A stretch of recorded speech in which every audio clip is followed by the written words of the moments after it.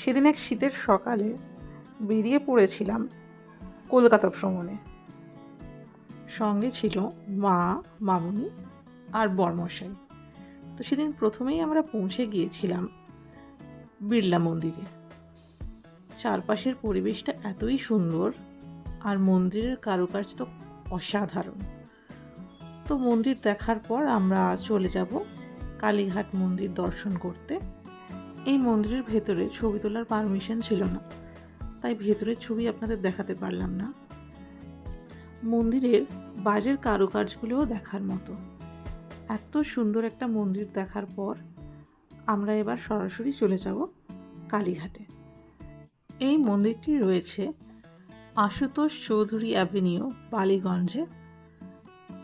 এখানে মন্দিরের ভেতরে বিষ্ণুর 10 অবতারের মূর্তি রয়েছে। আর তাছাড়া মন্দিরের গায়ে আরও অনেকগুলো ঠাকুরের মূর্তি রয়েছে। একদম মন্দিরের ভেতরে গর্ভগৃহে সেখানে রয়েছে রাধাকৃষ্ণের মূর্তি। তো আমাদের বিড়লা মন্দির দেখে বেরিয়ে পড়েছি। এবার গাড়িতে উঠে এখান থেকে সরাসরি কালীঘাটের জন্য রওনা দেব। বেরিয়ে পড়ছি এখান থেকে। খুব বেশি দূর নয় এখান থেকে কালীঘাট মন্দির।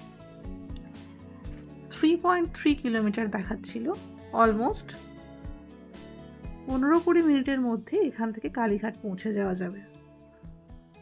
তো কালীঘাট মন্দিরে এসে গেছি। তারপর কিছু ফুল মালা, মার জন্য পুজোর ডালা কিনে আমরা মন্দিরে প্রবেশ করেছিলাম। কিন্তু সত্যি কথা বলতে এতটাই খারাপ অভিজ্ঞতা হয়েছে আমাদের কালীঘাট মন্দিরে। ভীষণ মনে খারাপ লাগা নিয়েই আমরা বেরিয়ে এসেছিলাম। মাকে দেখতে এসে পড়েছিলাম কিছু অসাধু পান্ডার পাল্লায়। সত্যি কথা বলছি, আপনারা যদি কালীঘাট যান পান্ডাদের পাল্লায় পড়বেন না, পকেট খালি হয়ে যাবে।